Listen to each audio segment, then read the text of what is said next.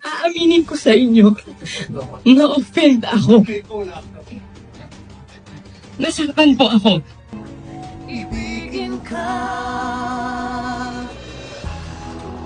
Dingdong Dantes at Karil muling nagkaharap sa It's Showtime matapos ang halos 2 dekada. Netizens napahalaka sa reunion moment.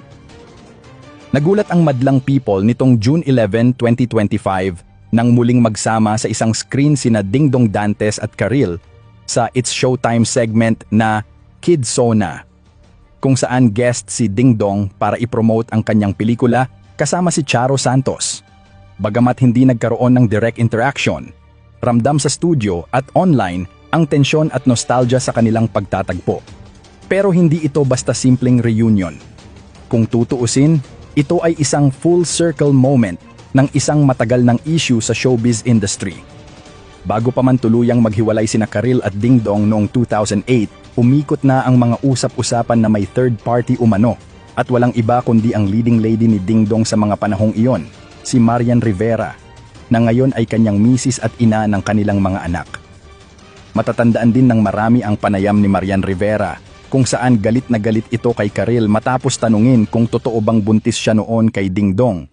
Isang tanong na tinawanan lang ni Karil sa isang interview.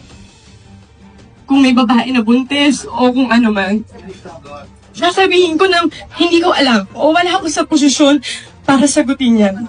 Pero yung humitilag siya na parang nagbibitin siya, aaminin ko sa inyo, na-offend ako.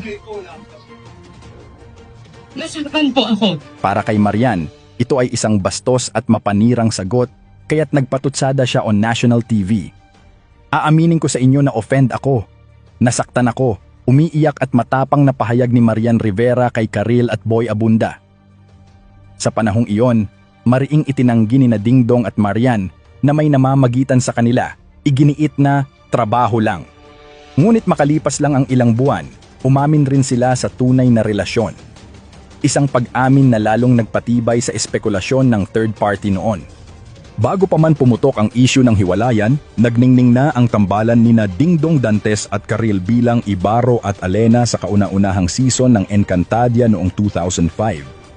Isa ito sa mga pinakakiniligang love team ng fantaserye era, punong-puno ng tension, lambingan at forbidden love feels sa gitna ng digmaan sa mundo ng Lireo. Kaya nang i-remake ng GMA ang serye noong 2016, isa sa mga tanong ng loyal fans ay, paano na si Alena kung wala na si Karil sa GMA? Sa puntong iyon, nasa ABS-CBN na si Karil. Dagdag pa sa showbiz intriga, nagbago rin ang karakter ni Dingdong Dantes sa Encantadia remake at lalo pang naging juicy ang usapan ng si Marian Rivera na mismo ang mapasama sa bagong bersyon ng serye. Sa original Encantadia noong 2005, si Dingdong ay si Wibaro Ashwaibrahim, ang prinsipe ng Sapiro at love interest ni Alena Karil. Pero pagdating ng 2016 remake, ibang aktor na ang gumanap kay Ibarro, si Ruru Madrid, at si Dingdong naman ay bumalik bilang Rakim, ang ama ng mga sangre. Isang mas mature na role. Ang mas kapansin-pansin, si Marian Rivera na, ang tunay na misis ni Dingdong sa real life, ang gumanap bilang Inang Reyna Minea, ang reyna ng Lireo at ina ng mga sangre. Sinasabi din ng ilan kaya ni remake ang Encantadia dahil kay Karil, sa kanyang paglipat, naging mainstay siya ng It's Showtime, habang sina Dingdong at Marian ay naging power couple ng Kapuso Network. Ngayong naganap na ang silent reunion ni na Dingdong at Karil sa It's Showtime, maraming netizens ang nagtatanong, posible kayang magka-eksena rin sina Marian at Karil? Bagamat mukhang unlikely, hindi imposibleng mangyari, lalo't bukas na ngayon ang mga TV network sa collaboration. Ngunit tanong ng marami, nagkakahiyaan lang ba sina Dingdong at Karil sa It's Showtime out of respect o may kirot pa rin sa nakaraan? Kahit wala silang dialogue, halatang may tinginan pa rin at nagkakailangan ang dalawa. Respeto o awkwardness? Only they know. Ani ng isang fan sa X.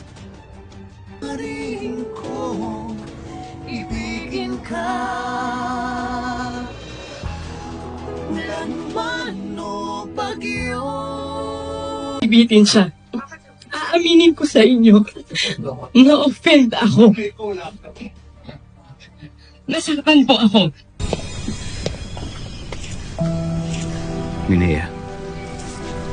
Rakim, nabalita mo na ba ang Kung nagustuhan ninyo ang kwento, huwag kalimutang mag-like, mag-subscribe, at i-click ang notification bell para updated kayo sa susunod nating Showbiz Chika. Maraming salamat sa panonood.